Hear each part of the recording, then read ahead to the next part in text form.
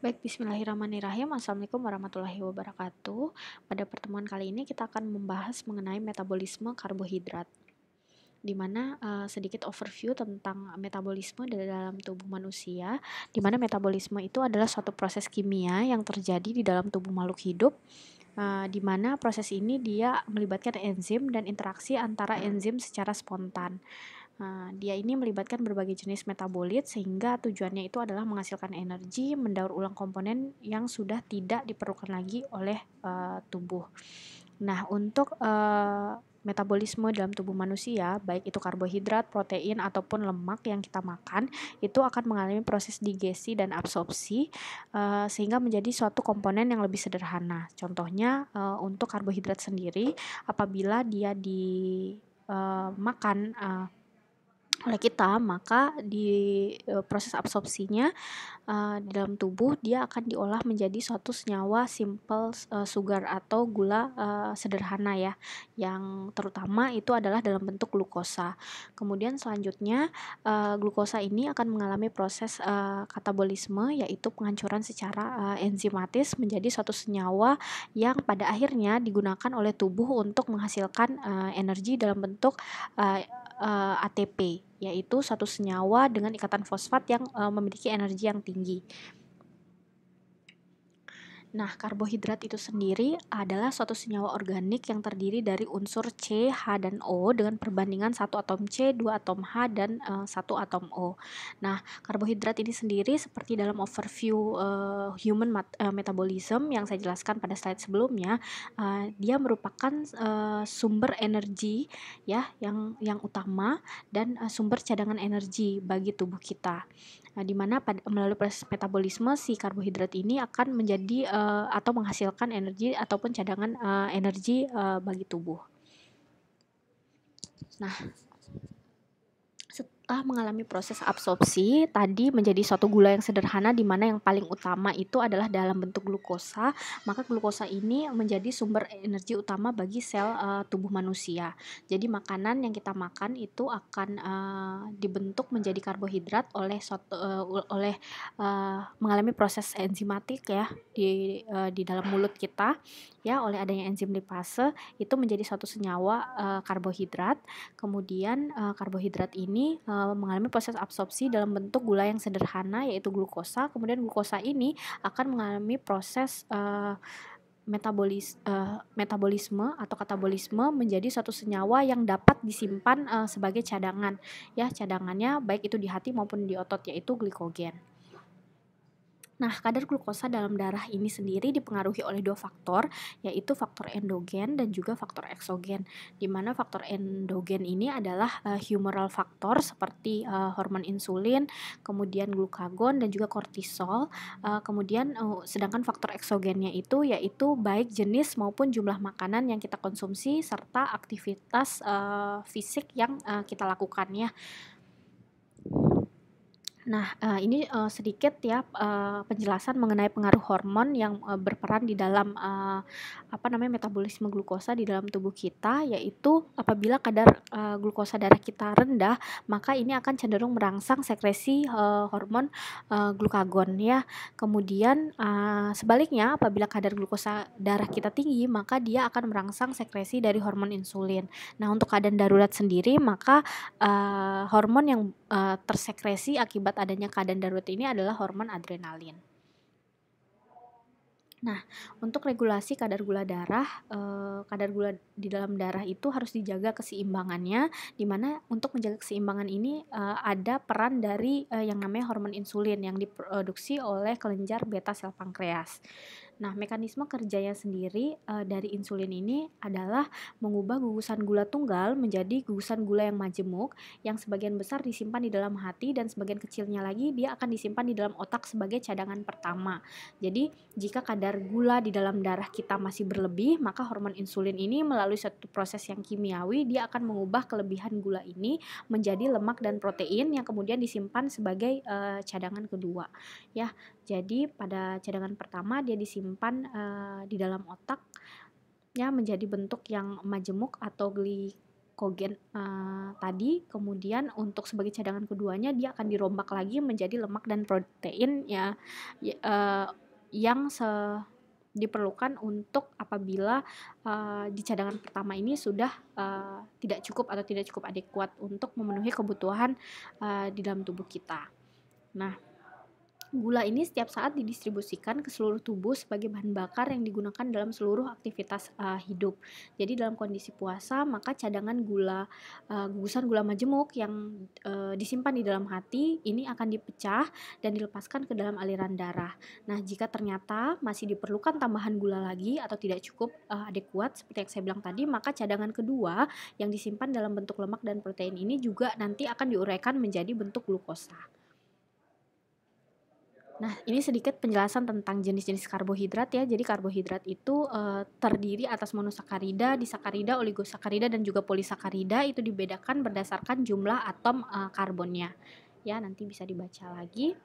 Kemudian fungsi dari karbohidrat ini sendiri sudah jelas adalah sebagai sumber energi dan juga sebagai sumber cadangan makanan. Kemudian juga karbohidrat ini bisa berperan untuk memberikan rasa manis pada makanan. Dia membantu pengeluaran feses dengan cara mengatur peristaltik di usus. Jadi adanya karbohidrat ini akan mengatur gerakan peristaltik di dalam usus sehingga dapat digunakan untuk pada kasus konstipasi. Nah, selanjutnya dia juga sebagai penghemat protein karena seperti yang saya bilang tadi ya, protein itu disimpan sebagai cadangan kedua untuk dirombak sebagai glukosa apabila kadar glukosa di dalam darah itu terbilang rendah. Jadi bila kadar karbohidrat dari makanan sudah terpenuhi, maka protein ini tidak akan digunakan untuk dirombak menjadi glukosa, tetapi digunakan sebagai untuk menjalankan fungsi utamanya, yaitu sebagai zat pembangun. Nah, fungsi lain dari karbohidrat juga adalah pengatur metabolisme lemak karena karbohidrat ini mampu mencegah terjadinya oksidasi lemak yang tidak sempurna. Nah, untuk proses metabolisme dari karbohidrat ini sendiri kita bagi atas 5 tahapan ya, yaitu tahapan glikolisis, di mana tahapan glikolisis ini tahapan di mana gula itu nanti akan dipecah secara dalam keadaan aerob, itu dipecah menjadi pirufat dan energi dalam bentuk 8 ATP. Kemudian juga dalam keadaan anaerob, glukosa ini akan dipecah menjadi laktat dan juga energi sejumlah 2 ATP. Nah, selanjutnya adalah glikogenesis, yaitu proses perubahan glukosa menjadi bentuk glikogen, yaitu bentuk cadangan untuk penyimpanannya dia, baik itu di hati maupun di otot tadi. Kemudian ada juga proses metabolisme karbohidrat dalam bentuk heksosa monofosfat stan, di mana jalur metabolisme ini merupakan jalur metabolisme yang utama selain dari glikolisis. Ya, pada proses heksosa atau HM pestan ini dia akan menghasilkan energi dalam bentuk NADPH dan juga gula dalam bentuk ribosa. Nah, selanjutnya adalah kebalikan dari glikolisis, ada gluconeogenesis, di mana senyawa yang non karbohidrat baik itu pirufat, asam laktat, gliserol ataupun asam amino glukogenik itu akan dirombak menjadi bentuk glukosa. Jadi dia kebalikan dari proses glikolisis. Jadi ini utamanya untuk gluconeogenesis ini adalah merubah senyawa-senyawa yang umumnya tidak diperlukan oleh tubuh itu ya, untuk menjadi sumber glukosa kembali. Kemudian ada glikogenolisis, di mana glikogenolisis ini adalah kebalikan dari glikogenesis ya, di mana dia merombak glikogen ini menjadi bentuk gulanya lagi.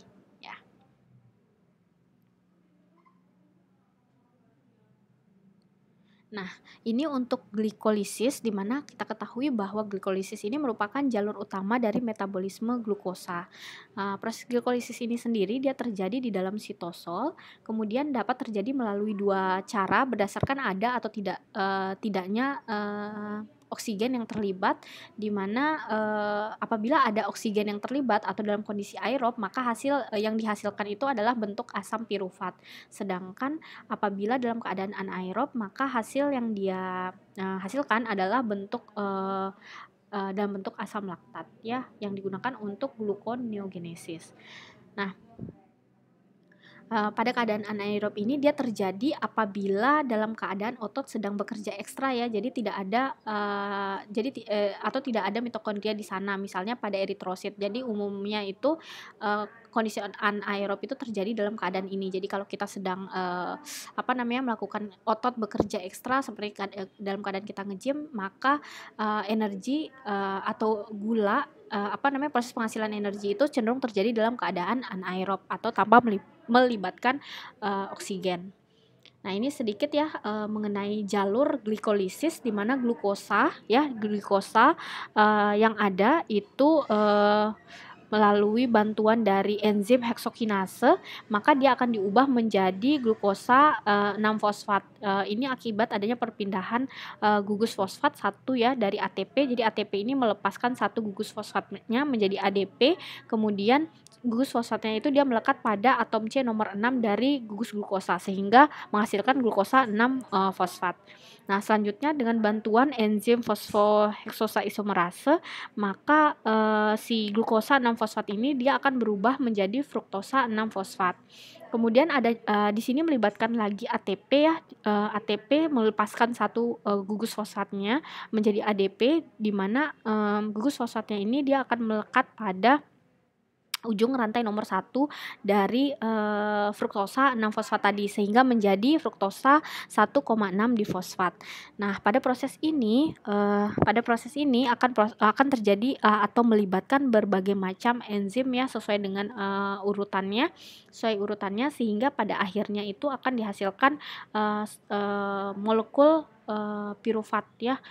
Molekul asam pirufat, 2 molekul asam pirufat dan 8 energi dalam bentuk 8 ATP. Nah, selanjutnya ada gluconeogenesis, di mana asam amino dan juga gliserol dari lemak itu akan diubah menjadi glukosa dalam proses ini. Jadi pada proses ini dia merupakan kebalikan dari glukolisis dan terjadi ketika cadangan glikogen di dalam tubuh itu menurun di bawah nilai normal. Nah, keadaan ini proses ini gluconeogenesis ini digunakan untuk membersihkan berbagai produk metabolisme dari dalam darah. Ya, misalnya contohnya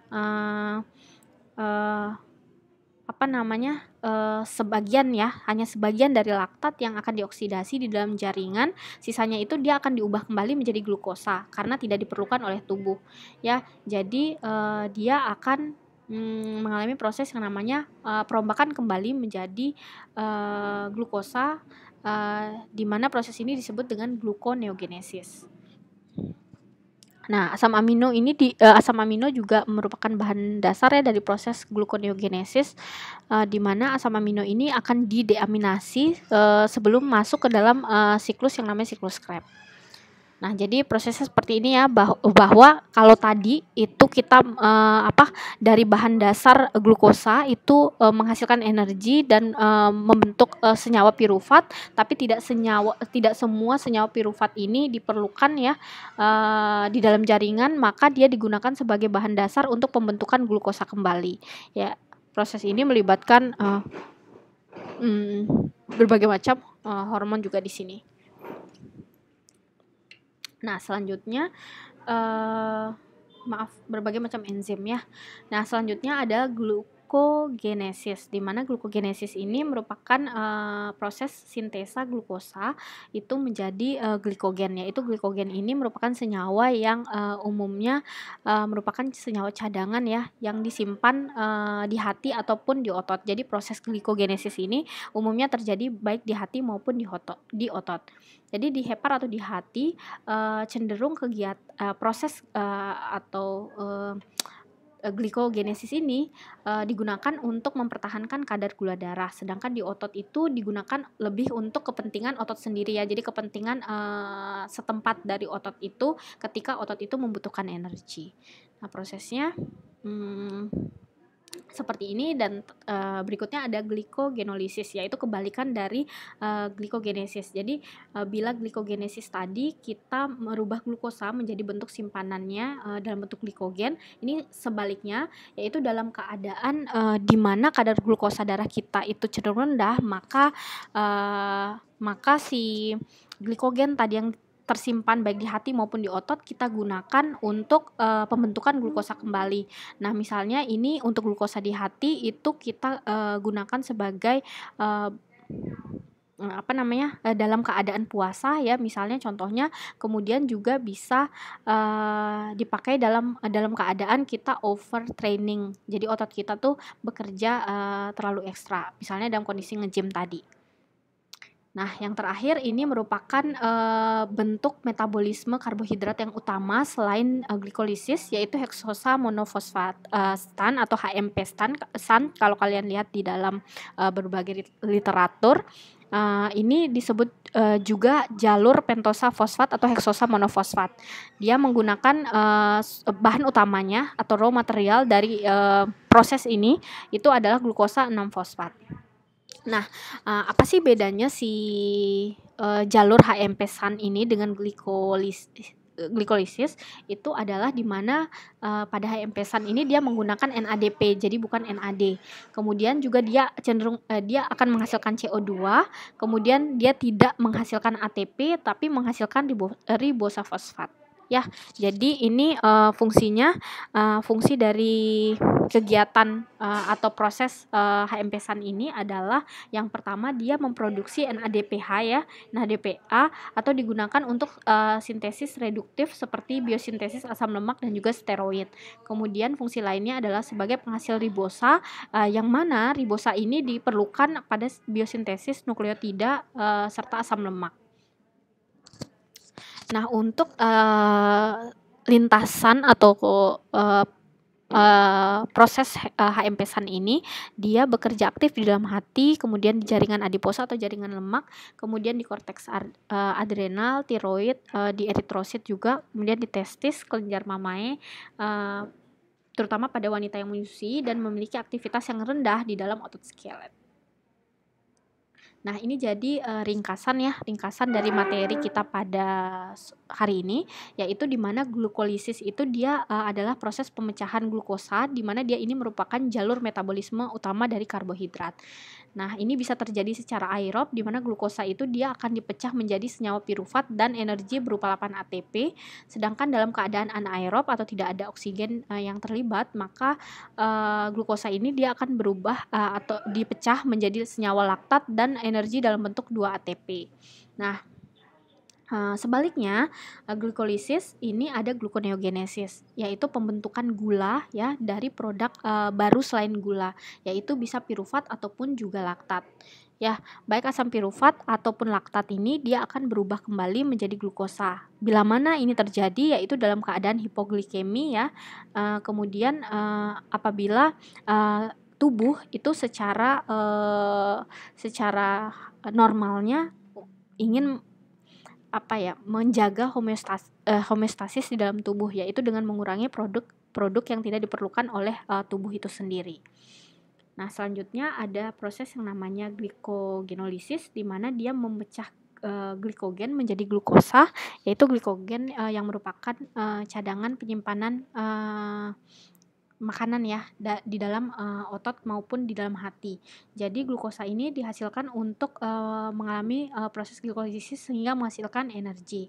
Nah, selanjutnya kebalikan dari glikogenolisis ada glikogenesis, di mana glukosa itu akan disimpan sebagai cadangan dalam bentuk glukogen ya. Jadi cadangan ini digunakan oleh tubuh sewaktu-waktu ketika dibutuhkan. Oke, baik. Jadi itu saja yang bisa saya sampaikan pada materi metabolisme karbohidrat ini. Apabila ada pertanyaan, silakan ditanyakan pada kolom komentar. Terima kasih. Wabillahi taufiq wal hidayah. Wassalamualaikum warahmatullahi wabarakatuh.